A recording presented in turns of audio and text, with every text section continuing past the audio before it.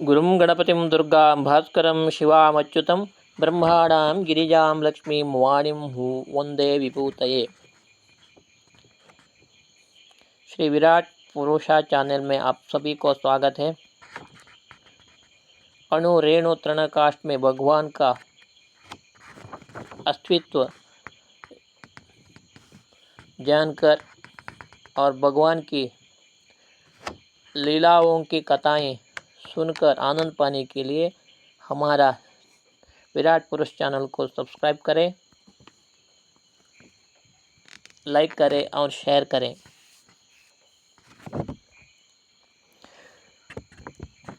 हनुमत पुराण का आगे की कथा।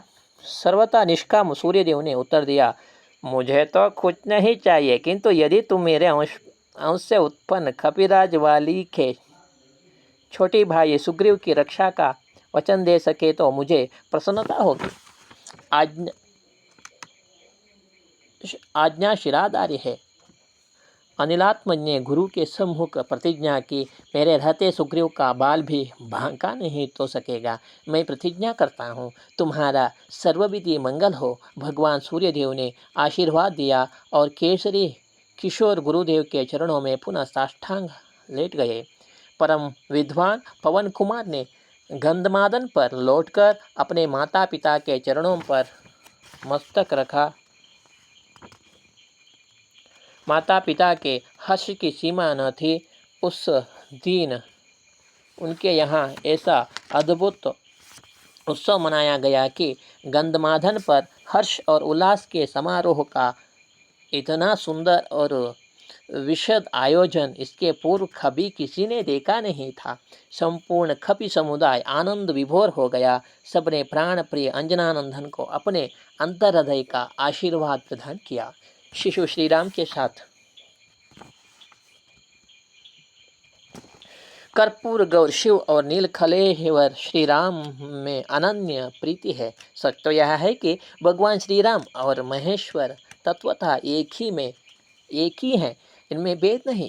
इसी कारण जो गोविंद को नमस्कार करते हैं वे शंकर को भी नमस्कार करते हैं, एवं जो भक्तिपूर्वक श्री हरि की अर्चना करते हैं वे ऋषभध्वज की भी पूजा करते हैं। जो विरूपाक्ष से द्वेष करते हैं वे जनार्दन से भी द्वेष करते हैं, एवं जो रुद्र को नहीं जानते, जिन्हें रुद्र का स्वरूप विदित नहीं है, वे केशव को भी नहीं जानते। भगवान शंकर ने स्वयं अपने मुखारविंद से कहा है, जो इन अव्यक्त विष्णु और मुझ महेश्वर देव को एक साथ देखते हैं उनका पुनर्जन्म नहीं होता, किंतु लीला के लिए वे दोनों आशुतोष शिव एवं मुनि मनोरंजन श्री राम के रूप में प्रकट होते हैं। पाप ताप निवारण, धर्म संस्थापन एवं प्राणियों के अशेष मंगल के लिए जब जब भगवान श्री राम धरती पर अवतरित होते हैं तब तब सर्वलोक महेश्वर शिव भी अपने प्रियतम श्री राम की मुनिमन मोहिन मधुर मंगलमयी लीला के दर्शनार्थ धरती पर उपस्थित हो जाते हैं। वे अपने एक अंश से अपने प्राणप्रिय श्री राम की लीला में सहयोग करते हैं, पर दूसरे रूप में उनकी भुवन पावनी लीला के दर्शन कर मन ही मन मुदित भी होते रहते हैं। उस समय उनके आनंद की सीमा नहीं रहती। निखिल भुवन पावन भगवान श्री राम महाभागा कौशल्या के सम्मुख प्रकट हुए और अवध की गलियों में उमानाथ लगे घूमने। वे अयोध्यापति दशरथ के राजद्वारा पर कभी प्रभु गुण गायक साधु के रूप में तो कभी भिक्षा प्राप्त करने के लिए विरक्त महात्मा के वेश में दर्शन देते, कभी परम प्रभु के अवतारों को मंगलमयी कथा सुनाने प्रकांड विद्वान के रूप में राजा सदन पधारते, तो कभी त्रिकालदर्शी दैवज्ञ बनकर राजा दशरथ के कमलनयन शिशु का फलादेश बताने पहुँच जाते। इसी प्रकार वे किसी न किसी बहाने घूम फिर कर श्री राम के समीप जाते ही रहते। भगवान शंकर कभी अपने आराध्य को अंक में उठा लेते, कभी हस्त रेखा देखने के लिए उनका कोमलतम दिव्य हस्त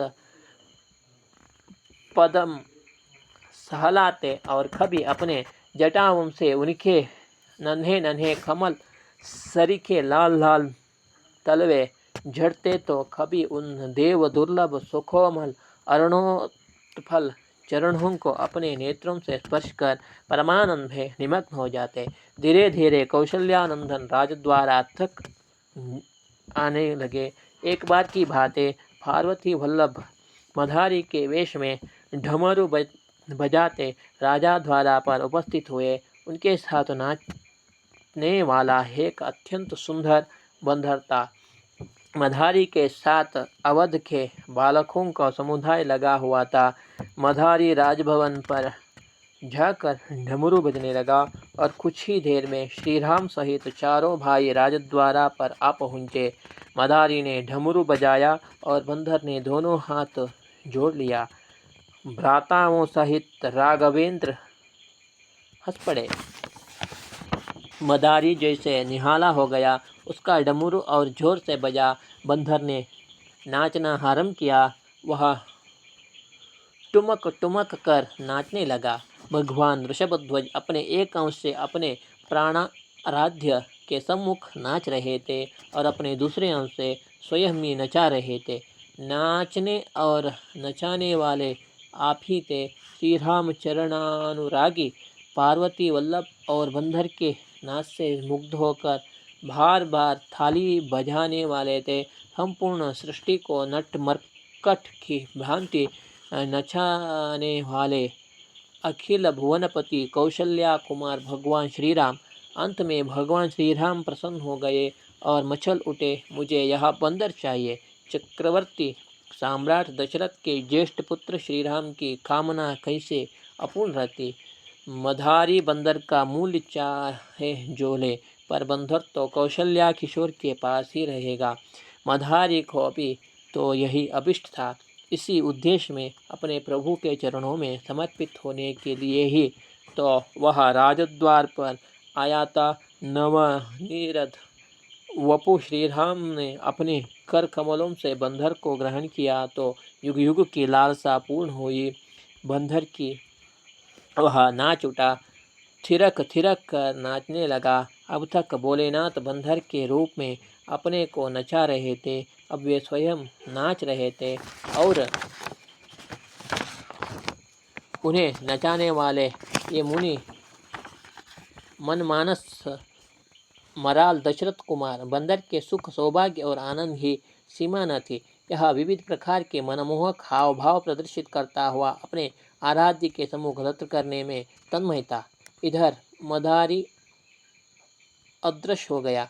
पता नहीं वह कैलाश शिखर पर चला गया, अपने परम प्रभु की सुखद लीला के दर्शनार्थ अपने दूसरे रूप में प्रविष्ट हो गया। इसी प्रकार हनुमान जी ने अपने स्वामी श्री राम के समीप रहने का अवसर प्राप्त कर लिया। श्री राम हनुमान जी को अतिशय प्यार करते। वे हनुमान जी के समीप बैठते, उनके साथ खेलते, उनके सुवर्ण तुल्य अंगों पर अपने कर कमल फेरते। कभी उन्हें नाचने के लिए आज्ञा देते तो कभी दौड़कर कोई वस्तु मंगवाते। हनुमान जी अपने प्रभु की प्रत्येक आज्ञा का अत्यंत आदर, उत्साह एवं प्रसन्नतापूर्वक पालन करते। वे प्रत्येक रीति से भगवान श्री राम को प्रसन्न करते। भगवान श्री राम को जैसे सुख मिले, उनका जैसा मनोरंजन हो, वे ही करते। इसी प्रकार कई वर्षों का समय क्षणार्ध के समान व्यतीत हो गया।